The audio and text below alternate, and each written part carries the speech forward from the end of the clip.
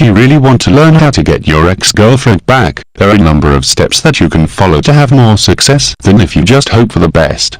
Breakups happen, but they do not necessarily have to be forever.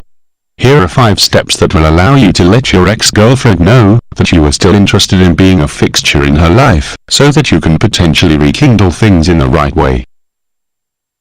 1.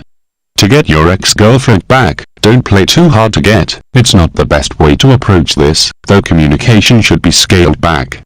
Reach out to her and let her know that you are still interested in being a part of her life. 2. Send her a text to keep in touch. If you do not find casual, easygoing methods of communication with your ex, you will never be able to get her back. Staying in touch is absolutely vital, but keep it to casual messages like, "Hey, what's up?"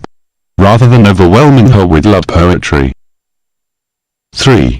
If you want to learn how to get your ex-girlfriend back, stay away from other ladies. She may be